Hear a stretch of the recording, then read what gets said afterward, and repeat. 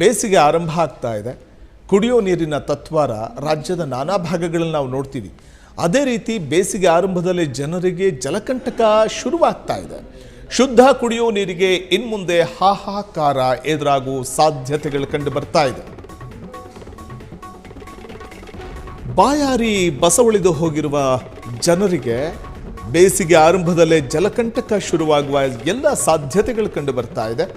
ಶುದ್ಧ ಕುಡಿಯುವ ನೀರಿಗೆ ಇನ್ಮುಂದೆ ಹಾಹಾಕಾರ ಎದುರಾದರೂ ಅಚ್ಚರಿ ಪಡಬೇಕಿಲ್ಲ.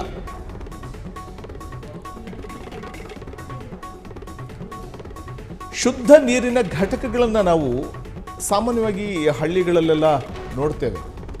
ಆದರೆ ಬೇಸಿಗೆ ಆರಂಭದಲ್ಲೇ ಸರಿಯಾದ ನಿರ್ವಹಣೆ ಇಲ್ಲದ ಕಾರಣಕ್ಕೆ ಶುದ್ಧ ನೀರಿನ ಘಟಕಗಳು ನೀರಿನ ತತ್ವಾರವನ್ನು ಎದುರಿಸುವ ಸಾಧ್ಯತೆಗಳಿದೆ. ವಿಧಾನಮಂಡಲ ಅಧಿವೇಶನದಲ್ಲೂ ಪ್ರತಿಧ್ವನಿಸಿದ ಜನರ ಬವಣೆ. ರಾಜ್ಯದ 31 ಜಿಲ್ಲೆಗಳ ಗ್ರಾಮೀಣ ಭಾಗದಲ್ಲಿ ಶುದ್ಧ ನೀರಿನ ಕುಡಿಯೋ ನೀರಿನ ಘಟಕಗಳ ಸ್ಥಾಪನೆಯಾಗಿದೆ.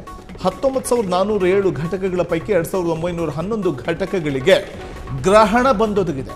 ಶುದ್ಧ ನೀರಿನ ಪೂರೈಕೆಯಲ್ಲಿ ಆಡಳಿತ ವ್ಯವಸ್ಥೆ ಸಂಪೂರ್ಣ ಫೇಲ್ಯೂರ್ ಆಗಿದೆ.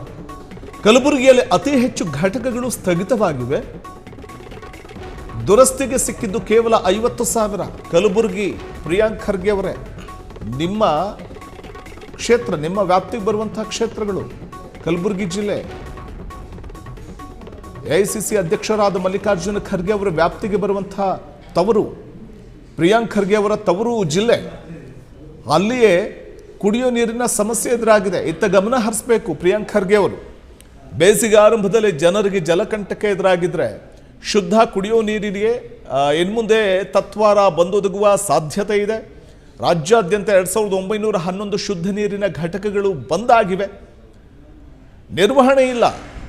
ಲಕ್ಷಾಂತರ ರೂಪಾಯಿ ವೆಚ್ಚದ ಘಟಕಗಳು ಸಂಪೂರ್ಣ ಸೊರಗಿ ಹೋಗ್ತಾ ಇವೆ ನಿರ್ವಹಣೆ ಇಲ್ಲದೆ. ಹೈಕೋರ್ಟ್ ಮತ್ತು ಲೋಕಾಯುಕ್ತ ಸರ್ಕಾರಕ್ಕೆ ಚಾಟಿ ಬೀಸಿದೆ. ಇಷ್ಟಾದರೂ ಕೂಡ ಕಲುಷಿತ ನೀರು ಕುಡಿದು ಸಂಭವಿಸಿದ ಸಾವಿಗೆ ಹೊಣೆ ಯಾರು? ಈ ಪ್ರಶ್ನೆ ಸಹಜವಾಗಿ ಕಾಡುತ್ತೆ. ಸರ್ಕಾರನೇ ನೇರ ಹೊಣೆ ಅಲ್ವಾ?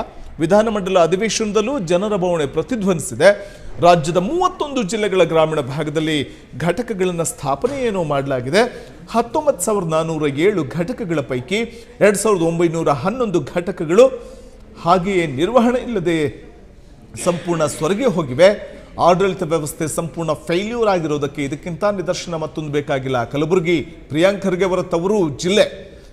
ಅಲ್ಲಿಯೇ ದುರಸ್ತಿಗೆ ಸಿಕ್ಕಿದ್ದು ಕೇವಲ 50,000. ನಿರ್ವಹಣೆ ಇಲ್ಲದೆ ಹೆಚ್ಚು ಪ್ರಮಾಣದಲ್ಲಿ ಶುದ್ಧ ಕುಡಿಯೋ ನೀರಿನ ಘಟಕಗಳು ಸಂಪೂರ್ಣವಾಗಿ ಹದಗೆಟ್ಟು ಹೋಗಿವೆ.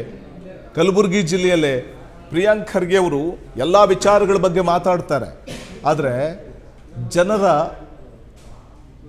ಬವಣೆಯನ್ನು ತಪ್ಪಿಸೋದಕ್ಕೆ, ಎದುರಾಗಿರುವಂಥ ಜಲಕಂಟಕವನ್ನು ಪರಿಹಾರ ಮಾಡಲಿಕ್ಕೆ ಮಾತಾಡಬೇಕಲ್ಲ, ಈ ಬಗ್ಗೆ ಗಮನ ಹರಿಸ್ಬೇಕಲ್ಲ. ಈ ಬಗ್ಗೆ ಪ್ರಿಯಾಂಕ್ ಖರ್ಗೆ ಅವರು ಶುದ್ಧ ಕುಡಿಯೋ ನೀರಿಗೆ ತತ್ವಾರ ಬಂದು ಎದುರಾದರೆ ಯಾರು ಹೊಣೆ? ಬೇಸಿಗೆ ಆರಂಭ ಆಗಿದೆ.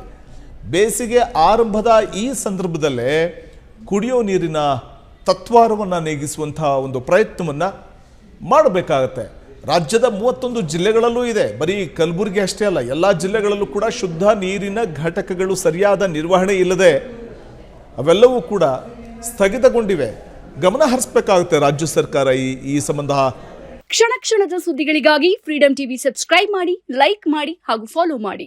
ಹೊಸ ಸುದ್ದಿಗಳ ನೋಟಿಫಿಕೇಶನ್ಗಾಗಿ ಬೆಲ್ ಐಕಾನ್ ಮೇಲೆ ಕ್ಲಿಕ್ ಮಾಡಿ.